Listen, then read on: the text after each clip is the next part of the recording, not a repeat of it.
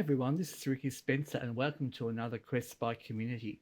And today we're going to talk about a very important topic, a topic that's sort of close to my heart because, in fact, many years ago when I was still a practicing social worker, I worked in the area of quite complexities. We're working with domestic violence, child protection, and I worked alongside policing.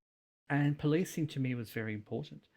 And I wanted to have an episode where we can talk to someone about what is policing in the 21st century and what impact does policing have for our LGBTIQ plus communities.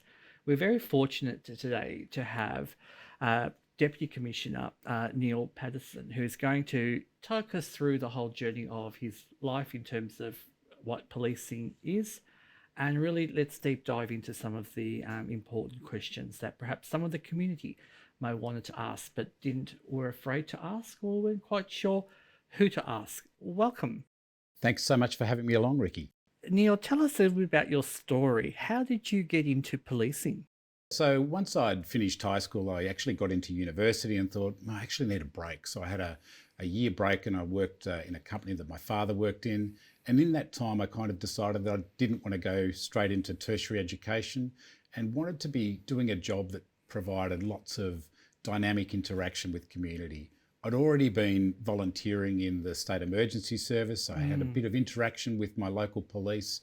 And so I joined Victoria Police, entering the Victoria Police Academy back in 1988. And since then, I've been in Victoria Police over various ranks and roles across the organisation. So let's just take a step back. Back in 1988, what was the requirement to join the police force? Back in 1988, you certainly had to have a level of physical fitness. You needed to perform a medical examination to make sure that you were medically fit as well. You had to sit an examination and pass that. So there was a number of components before being accepted into the organisation. And indeed, most of those components are still present today. They have dropped a couple of them because they used to have a height limit. I was fine with the height limit, but some weren't back then, and they dropped that height limit, and which is a absolutely right thing to do. So many of the requirements are still the same requirements that we would find today.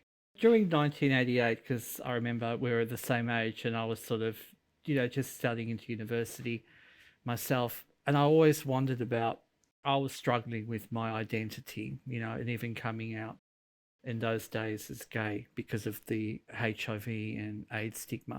What was your situation, Neil, for you? I didn't recognise that I was gay at that stage. Certainly I can look back and go, yes, there were certainly aspects of same-sex attraction that were present, but I had a very religious upbringing, and there were certain aspects to me that I just didn't acknowledge at that stage. So, in probably the first decade in policing, I identified as that I was straight, and it wasn't until really right at the start of the 2000s that I came out as gay. And Neil, when your first 10 years of policing and your experiences, what would it have been like for someone to have been, could you have been an openly gay person working in the police force at that time? No matter which police force you're talking about, typically police forces, particularly in the Western world, are really hyper-masculine organisations. Victoria Police has been around since 1853. We were formed with 775 men. It wasn't until the 1920s that we even had women in the organisation. It wasn't until the 1980s that women could perform frontline roles in the organisation. So you've got policing agencies that got a lot of history. So in the 1980s, being out and gay was a really difficult choice for people in Victoria Police. They would have faced aspects of discrimination. They would have faced those snide remarks and jokes and things like that inside the organisation. So it would have been really difficult, not only in Victoria Police, but really any policing agency around the world. But there was some people that were out at that stage, really great people in the organisation who suffered quite a bit in their early years in policing. But they did leave a strong legacy that helped many other people after them that followed into Victoria Police. During that period of time, I wanted to touch on the impact of AIDS and HIV in the community. And I know policing played an important role because we got to understand the impact of IV drug users and people participating in sex work. And what was policing like in that period of time when we had at the heightened period of HIV and AIDS? Yeah, well, certainly the heightened period was probably just before I joined in Oh, okay. 1988. So Yeah. in those mid 1985 to 88 sort of thing, that was when we were starting to see the height. And I can remember very clearly the ads that were on TV, the Grim Reaper ads and things like that. In terms of policing, I think the fear that was prevalent at the time is that we often deal with people in policing that have been involved in road accidents or assaults and things like that, and there's blood present. And whilst we do wear protective equipment, there would have been a fear around exposure to disease because of the blood that we see. Typically we don't get blood on ourselves, but there are times when that can occur. So let's now moving a bit forward. So when did the policing in Victoria start to acknowledge that there would have a policing force that may have people who wish to join the force who are LGBTIQ? Probably it really started around the mid-90s. So 1995, we had our first employee network. It was the Gay and Lesbian Police Employees Network, GALPEN. And they started to participate in Pride March. They weren't allowed to do it in uniform. They had to do it in their own time and out of uniform, etc. And that was probably the first foray of noticing LGBTIQ people in Victoria Police. Roll forward a number of years, but it's probably not until the early 2000s that we start to see more gay and lesbian people inside Victoria Police feel comfortable in coming out and, be open and transparent about who they are. Roll forward, right to the present day. And, we've got a very vibrant workforce across many aspects of diversity in Victoria Police. We've got an employee network called VP Pride, which is for all of our LGBTIQA plus employees. Indeed, we've got a subgroup of that for our trans and gender diverse employees, which is also a really vibrant employee group. And no matter what aspect of your diversity, you'll probably find an employee group in Victoria Police that you can be part of. You can impact the policies and positions of the organisation and the directions we take. And I think that's really important to feel inclusion, how you're included inside an organisation. So whether that's our Aboriginal employee network, our African employee network, our Jewish employee network, our Women of Colour network, we've got so many of these inside the organisation. As I say, they're critical to feeling that you can be part of an organisation and you can make an impact, you'll be heard.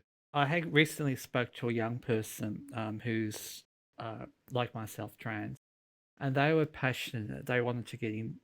They want to get into policing, but they felt a little bit of pressure from the community because of the misunderstandings and misinformation. Can you tell us what is the journey like for someone who wants to join the police force today who may be trans and gender diverse? There's certainly still joining requirements to the organisation. There is an exam, although if you do have a bachelor degree from an Australian university, you don't have to sit that exam. Oh, okay. That's one myth. Yeah. So if you have a degree... A bachelor degree from an Australian university, you don't have to sit the entrance examination. And it can be any degree? Yes, okay, absolutely. That's good to know. And sorry, because this is exciting. So some people know, how long does the degree become valid? Does it within a number of years? Or? No, it doesn't. There's no issues around how long it's valid for. As long as you hold one, then you won't need to do the entrance examination. We do have physical fitness requirements that are tested. We still do a medical test on people, and there is a psychological interview component to the entrance process as well. Coming into Victoria Police, you start as a recruit out of our police academy, and there's actually 31 weeks of training that's provided to everyone that's joining Victoria Police is a sworn employee. And there's many aspects to that training that they're provided in those weeks to cover off law, police procedure. There's the use of our operational safety equipment. There's, a session called Community Encounters where you see so many different aspects of community members come along and speak to our recruits and really give them the opportunity to delve into an area of our communities that they may not have seen too much about. So there's some really good components to our training. And indeed, if you're a trans or gender diverse person that's looking at Victoria Police, what I can say is we've recently had someone transition whilst they were in the police academy. And that's went very well for the individual. And indeed, I know many of our trans and gender diverse employees inside the organisation, and their experience is, they're telling me, is that they've never encountered issues in terms of being out and open and trans inside Victoria Police in these recent years. One of the other issues that someone wanted me to ask you is, what about if you are on the spectrum and you're neurodiverse? Is there a place for you in policing if you are neurodiverse? Absolutely. In fact, we would have many people in policing that are neurodiverse, and they may not have realised it when they joined the organisation, but that might have been something that came to them later in life. Yes, as neurodiverse people, they can join Victoria Police. They still have to meet the requirements of going through the things that I've mentioned earlier on, but we know a lot more about the different aspects of neurodiversity and how they're actually really quite powerful tools for some people to have in terms of policing skills as well. So now let's take a bit of a journey into policing in the community, and especially for those within our LGBTIQ plus communities. What supports are there for people in the community who may require support of policing? We have what used to be called gay and lesbian liaison officers. Now we call them LLOs. The first L being LGBTIQA plus liaison officers. So LLOs, we have over 500 LLOs out across the state of Victoria.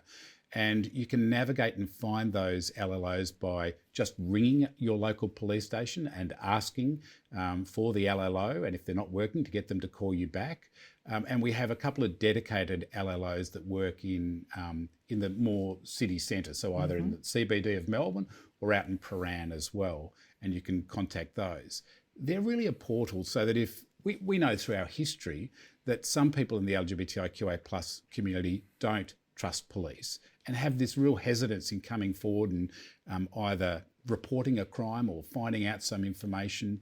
And our LLOs can be their gateway into the organisation to make sure that they feel comfortable in telling a story or getting assistance in respect of a crime and navigating that pathway.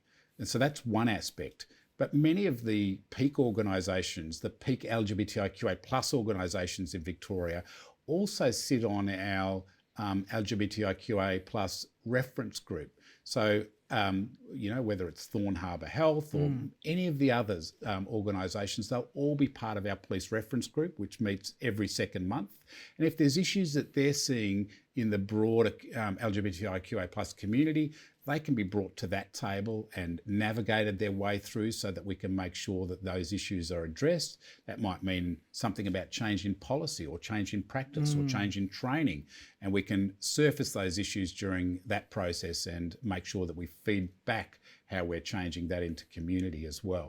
One of the issues in my work in the area of trans health has been on the importance of reporting when you are somebody who's experienced a form of violence.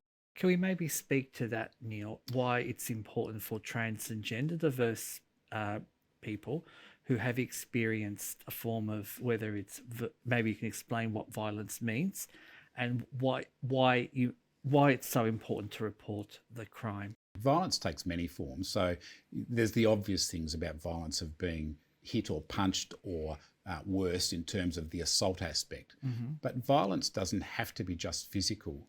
If you're put in fear that you're going to be assaulted, that is also violence. Making sure that we get people to report incidents of violence to police so that we can hold whoever committed that violence to account is really important. But even if we don't get to the position of being able to charge someone, having the report is also very important, because it would then mean we understand the violence that's happening out to various aspects of community. So it's having someone come forward and report that will be collected as a crime statistic information, and data's powerful. So when we groups or are looking for funding, etc., they can get that data and understand how much of crime is happening to the LGBTIQI plus community, for instance. Just to iterate, and maybe people listening might have experienced this, I use public transport a lot, and when I was doing some of my coursework at Melbourne University, I had a case where someone spat at me on a tram, and nobody came to my aid, and I felt very vulnerable. And I was sort of like, oh, I don't know what to do, and I didn't report it. And I was just thinking, because I thought, well, I don't know who it was, how do I prove it? So again, I don't have to necessarily capture that on my phone to report that crime, even if I don't know the person. That's correct. So being spat at is an assault. You could walk into any police station and say, I was on the whatever number tram travelling down whatever street at this time, and this is what happened to me. Police will take a report and then they'll investigate it. And there's a number of ways we can investigate it.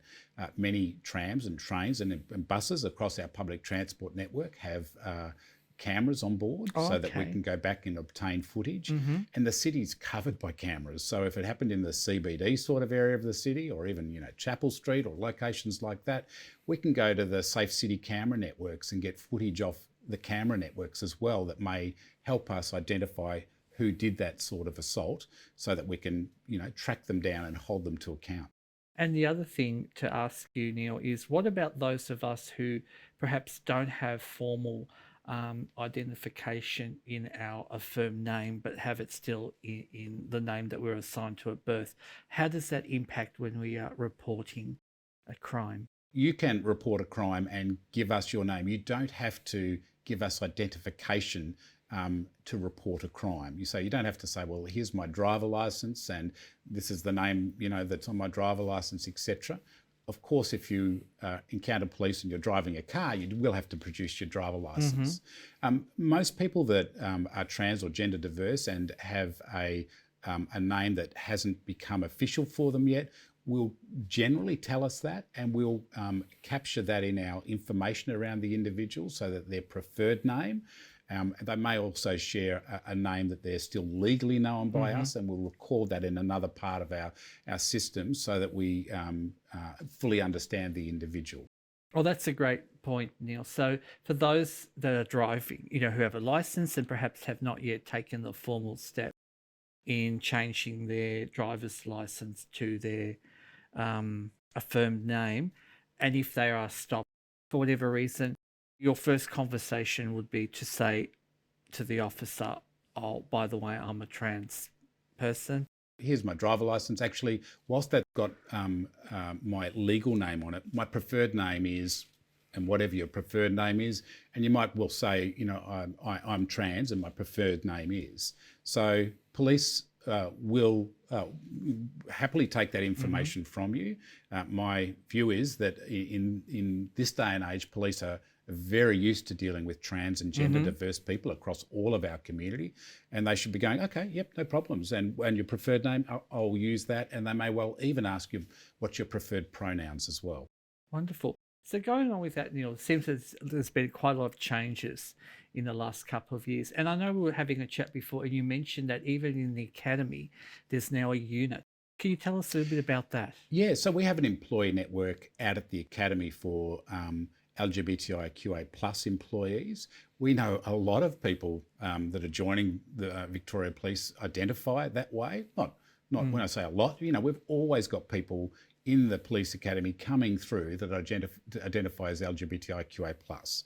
And so we've got an employee network that operates whilst people are out at the academy, that 31 weeks of training that they can be part of whilst they're at the academy. And then as they transition into the organisation after their 31 weeks, they'd be really encouraged to join our VP Pride network, which has got many hundreds of employees in it. Oh. And therefore they'll be part of VP Pride, get the emails, get the information that we put out, come along to some of the employee network events that we have for LGBTIQA plus employees as well.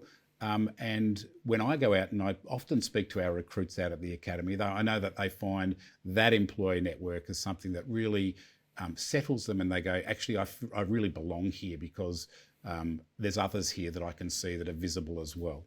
So I was also thinking, if there are high school students who may be from our community who are keen to enter the police force once they've done their VCE, what would be the best approach you would suggest for them? The best approach is to navigate to our website for Victoria Police, and the whole requirements around this, the process of joining Victoria Police is outlined on our website. It's really informative. The other way to do it, of course, is to speak to someone.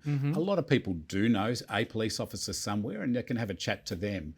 Or even if you don't know them, most police that I'm aware of are pretty friendly individuals, and if they've got time and they're not in the middle of dealing with a crisis situation, they'll happily talk to anyone and tell them the process that they went through in joining Victoria Police and give them some tips on how to navigate that process. So now, Neil, what about those who are in the police force who are LGBTIQ? What's the leadership base for them? What are areas can they for yourself to be up to Deputy Commissioner? Well, we've got a really big rank structure inside the organisation, starting at Constable, working right up to the Chief Commissioner of the organisation. But policing's unique in that you can stay in one organisation and work in so many different types of policing. So if you want to be out there making sure you're engaging with community and responding to crimes, you can do that in the general duties stream. If you want to investigate crimes, you can become a detective. If you think, okay, actually, where I'd like to be is, I've got a bit of a background in horses. I want to be a mounted police officer. You can do that. There are so many different parts of where people can find themselves in the organisation. I've already said that we've got an employee network for our LGBTIQA plus employees, and that network's really vibrant. And in terms of leadership skills and opportunities to participate in that network, to participate on the council that governs the network, there's great opportunities for employees as well in that sort of sphere. We've got many promotional programs inside the organisation to take steps to various levels, and all of our employees are afforded equal opportunity in those processes to take promotion through the organisation. I would say it hasn't always been that way. And it hasn't always been that way for many aspects of people that bring some aspect of diversity with them into the organisation. I said earlier on, women didn't even enter the organisation until the 1920s, and then they weren't even operationally until the 1970s. So, LGBTIQ people in Victoria Police won't have navigated their way too far up the organisation necessarily until more recent years. Indeed, it was 1989 that our first lesbian became an assistant commissioner in Victoria Police. She probably wasn't quite out at that stage. Some would have known her and known that information, but it's no barrier inside this organisation anymore to promotion, whether you're a woman, whether you're LGBTIQA+, whether you're come from an Aboriginal community or an African Australian community. Those issues aren't a barrier to promotion. Merit is what gets promoted inside the organisation. That's that broader definition of merit, the whole you of what you bring to a particular role. One of the things I was enjoying reading a bit about your bio and how you did a Masters of Law. How has that helped your understanding of how the law operates? Yeah, so as a police officer, clearly you understand quite a bit about the criminal law. Mm. In doing my Juris Doctor, you do your normal legal subjects, and then you get to choose your master's subjects. Mm-hmm. I did most of my master's subjects in employment law and industrial relations. It's an area of the law that really interests me, Mm-hmm. particularly around fairness, in terms of fairness in employment law. People get harassed sometimes in workplaces. Understanding how you navigate the legal process around that is really important. So it's some of those skills that I learned in doing my Juris Doctor that I still put to use every day in my working life in making decisions and guiding decisions across the organisation. So I'm lucky to have had the opportunity to go to university and do a number of degrees over my life, and really enjoyed studying law. Do you see yourself doing further study? Never say never. I've done a lot of study over the years. I'm in a phase where I'm really trying to give back more to people below me in the organisation through mentoring and coaching. But never say never. If there's something out there that really piques my interest in terms of a qualification, then I would absolutely do it, because my guidance to people that are looking to study something once they're in Victoria Policing is only ever study something that you're passionate about. Study is really hard when you're juggling a full-time job, potentially family and things like that as well. You've got to enjoy what you study. So only study something you're passionate about. One of the areas that I know we've spent, and we haven't got much time, but I'm also fascinated by how do police get to understand the digital landscape? It's always changing, and what type of training do police get to be up to date with, I guess, the scams that operate and the way everything is now digitally, criminal enterprises are using that as a way to abstract money from people? A couple of things I'd say is young people that are joining Victoria Police bring a whole different set of skill sets with them than I had when I joined. They're much more digitally savvy than I would have been when I joined. But we've also got a cybercrime area of Victoria Police, which is highly skilled individuals, both police sworn officers and public servants in that area. And they are really good at what they do in terms of understanding and being able to navigate the complexity of crime that occurs from the online environment. And in various courses that we put people through out at the Police Academy, including our detective training school, there are components where people are instructed and learn much more about the world of cybercrime and how you can help victims and have them report crimes and how we investigate those as well. And now, Deputy Commissioner, I was wondering if you can send a message to those people in our community who might be listening, who feel uncomfortable with the representation of policing in our community and the visibility. What sort of message would you like to send to them? I think it's really important, no matter what part of the community that you come from, that we're always going to be stronger together. We've got to have conversations. We've got to be able to listen to each other. And policing is about not providing the service to any community that we as police think we need to provide. It's actually listening and ensuring we're providing the service that community wants us to provide. We know there's been angst between policing and different parts of all communities. And I think one of the strongest things we can do as Victoria Police is to make sure that we're engaging, that we're listening, that we're always making an effort to learn and change the way we behave and we act with communities so that they're getting what they need from us as a police force. It's been an absolute pleasure, Deputy Commissioner Neil Paterson, to have you here on Quest by Community on Channel 31. I'm Ricki Spencer, and signing off on another episode.